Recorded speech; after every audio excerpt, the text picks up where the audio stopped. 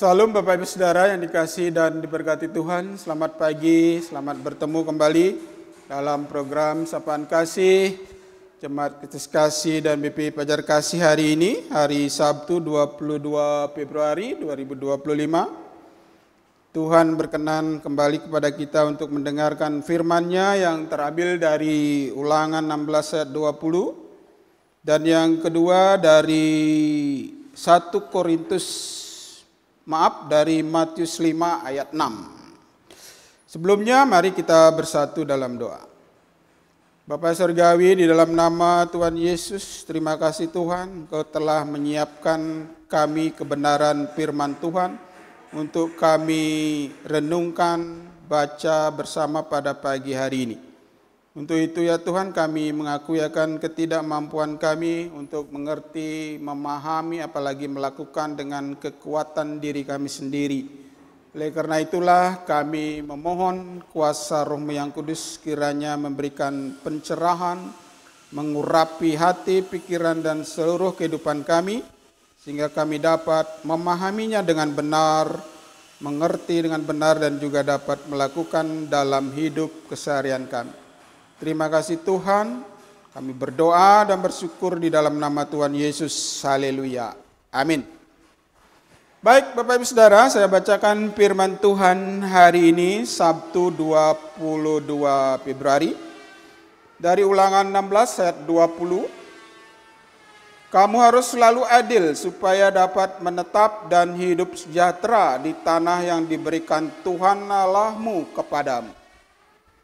Matius 5 ayat 6, berbahagialah orang yang lapar dan haus akan kebenaran, karena mereka akan dipuaskan.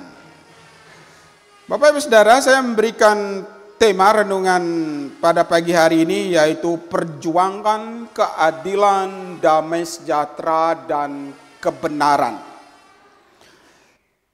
Ya, kita tahu dalam ulangan ini ya, bahwa ini merupakan kitab terakhir daripada Musa, karena Musa merupakan alatnya Tuhan untuk membebaskan bangsa Israel dari penjajahan di Mesir, gitu ya, dari perbudakan di Mesir. Bangsa Israel di situ sangat menderita, begitu ya, oleh karena dijajah, diperbudak di Mesir. Oleh karena itulah Tuhan menepati janjinya, yaitu mengeluarkan bangsa Israel dari penjajahan di Mesir menuju kepada tanah Kanaan, yaitu tanah yang berlimpah susu dan madunya. Nah, sebelum mereka tiba di tanah perjanjian tersebut, tentu mereka harus mengalami banyak ujian, cobaan, penderitaan di padang gurun, begitu ya. Nah, disitulah mereka disucikan, dimurnikan oleh Tuhan sehingga mereka tiba di tanah perjanjian, tanah Kanaan yang berlimpah susu dan madunya. Nah, setelah mereka tiba di situ, tentu mereka tidak langsung enak-enak, begitu ya, tidak langsung ongkang-ongkang kaki, leha-leha, begitu ya, di tanah Kanaan tersebut. Melainkan mereka tiba di situ harus menghadapi bangsa-bangsa kafir yang begitu banyak, yang begitu kuat secara manusia. Namun di situ Tuhan senantiasa menolong mereka untuk berperang melawan bangsa-bangsa kafir di situ yang harus mereka kalahkan. Nah, setelah mereka dikalahkan, tentu juga mereka harus berjuang di situ ya, supaya mereka mendapat tanah itu menghasilkan hal-hal yang baik, begitu ya. Mereka harus inovatif di situ. Mereka harus penuh dengan inisiatif, kreatif, produktif, begitu ya, untuk mengusahakan, mengupayakan tanah di Kanaan tersebut supaya berlimpah susu dan madunya. Itu pasti ya. Nah, demikian juga dengan keadaan kita selaku anak-anak Tuhan ya, bangsa Israel yang baru yang telah dibebaskan oleh Tuhan dari penjajahan, dari perbudakan, dari kuasa kegelapan. kita supaya mendapat damai sejahtera, keadilan, kebenaran di situ kita pun juga harus berupaya bersama-sama dengan Tuhan, begitu ya, tidak leha-leha, tidak enak-enak, tidak ongkang-ongkang kaki, tapi kita mengupayakan hal-hal yang baik setelah Tuhan memberikan tanah yang baru kepada kita, gitu ya. Tanah yang baru itu bukan hanya artinya tanah secara fisik, gitu ya, tapi tubuh kita ini adalah merupakan lahan, gitu ya, merupakan kebun, merupakan tanah yang Tuhan telah berikan, yang Tuhan telah bebaskan dari perbudakan kuasa-kuasa kegelapan. Nah, bagaimana kita mengupayakan tanah tersebut supaya kita memperoleh keadilan, damai sejahtera, dan kebenaran di situ. Nah, ayat yang kedua mengatakan, berbahagialah orang yang benar, orang yang lapar dan haus akan kebenaran, karena mereka akan dipuaskan.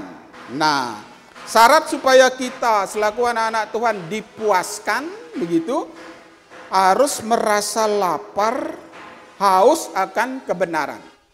Apa itu kebenaran? Sesuai dengan firman Tuhan di Yohanes 17 ayat 17, firman Tuhan adalah kebenaran, gitu ya. Jadi kita harus senantiasa mengupayakan dan merasa lapar, haus, dan dahaga akan firman Tuhan. Karena firman Tuhan itu merupakan makanan rohani, makanan yang bergizi, yang bervitamin bagi rohani kita supaya kita dipuaskan, gitu ya. Namun tidak hanya cukup lapar dan haus saja lalu kita diam, gitu ya. Misalnya kalau kita lapar dan dahaga dan haus akan minuman dan juga makanan, apakah kita cukup lapar haus lalu berdiam saja? Tentu tidak ya. Kita harus di situ bertindak, yaitu mengupayakan air, mengambil air, mengupayakan makanan, mengambil makanan dan minuman, lalu meminum dan memakannya. Nah, disitulah diperlukan satu tindakan yang nyata. Satu upaya, satu usaha yang tentunya bersama-sama dengan Tuhan berdoa, bukan hanya dengan kekuatan diri kita sendiri. Jadi syarat mutlak anak-anak Tuhan supaya berhasil, sukses dalam pengenalan akan Tuhan, supaya dipuaskan di dalam Tuhan, tentu syaratnya di sini harus lapar, haus, dan dahaga akan kebenaran firman Tuhan. Jadi rohani kita setelah dibebaskan oleh Tuhan dari penjajahan di Mesir, tanda kutip, begitu ya, kita harus senantiasa mengupayakan kebenaran itu, memberikan bayi rohani itu air susu yang murni, yang rohani, gitu ya, supaya berakar, bertumbuh di dalam Tuhan. Sesuai dengan firman 1 Petrus 2 ayat 2 ya, kita harus senantiasa seperti bayi yang baru lahir, yang haus dan dahaga akan air susu yang rohani. Karena itulah merupakan syaratnya bagi kita supaya bertumbuh di dalam Tuhan, supaya kita dipuaskan bersama-sama dengan Tuhan dan juga berbahagia. Berbahagia sebenarnya ini terjemahan bahasa Inggrisnya kalau di Matius 5 ayat 6 di sini yaitu diberkati. Setelah kita lapar, haus, dan dahaga mencari kebenaran firman Tuhan, kita akan diberkati oleh Tuhan. Berkat itu bukan hanya berkat secara fisik ya, tapi berkat-berkat rohani, berkat secara luas, berkat keselamatan yang Tuhan telah sediakan bagi kita. Jadi kuncinya kita selaku anak-anak Tuhan harus selalu merasa lapar, haus, dan dahaga akan kebenaran, akan firman Tuhan. Karena mustahil kita akan berbahagia atau merasa puas di dalam kehidupan kita kalau kita tidak pernah meresapi, mempelajari, dan melakukan kebenaran itu, yaitu firman Tuhan itu. Karena firman Tuhan itulah merupakan sumber kebenaran dan juga sumber kehidupan di dalam kehidupan kita. Oleh karena itu, jangan kita bermalas-malasan, begitu ya.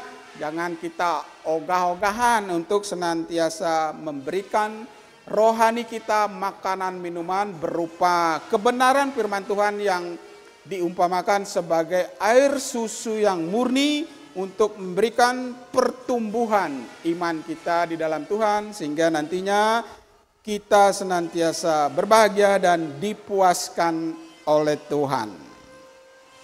Ya, kiranya firman dan renungan ini boleh menjadi berkat bagi kita. Kita respon dengan menaikkan pujian PBA 47, bersama Yesus melakukan perkara besar.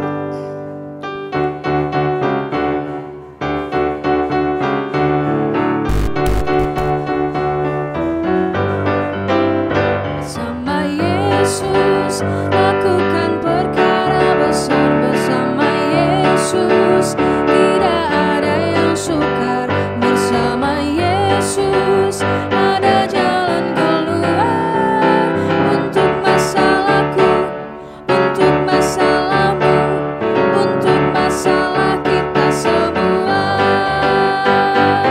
Yesus anak domba Allah, juru selamat umat manusia.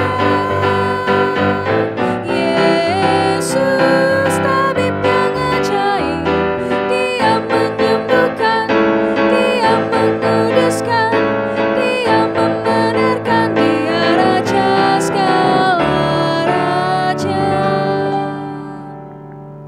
Mari kita berdoa.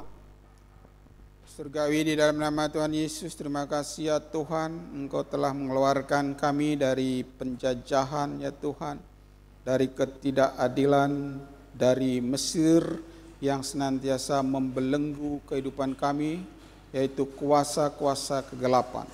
Engkau telah melahirkan kami menjadi bayi-bayi rohani di dalam Tuhan. Oleh karena itu, biarlah Tuhan selalu mengajar kepada kami supaya kami senantiasa merasa lapar, haus dan dahaga akan kebenaran firman-Mu. Sehingga dengan demikian ya Tuhan, iman kami, rohani kami akan selalu berakar, bertumbuh di dalam Tuhan dan menghasilkan buah-buah kebenaran yang tujuannya untuk memuliakan nama Tuhan. Pada hari ini Tuhan, dalam segala pekerjaan kami di mana Tuhan menempatkan kami, kiranya Tuhan juga akan senantiasa memberikan kehausan, kelaparan, dan dahaga akan kebenaran firman Tuhan. Dan kami selalu mencari Tuhan dan mengandalkan Tuhan di dalam setiap segi kehidupan kami. Terima kasih Tuhan. Demikian berdoa dan bersyukur di dalam nama Tuhan Yesus. Haleluya. Amin. Ya, demikian sahabat kasih kita pada hari ini. Sampai jumpa lagi hari Senin minggu depan. Tuhan Yesus memberkati kita semua.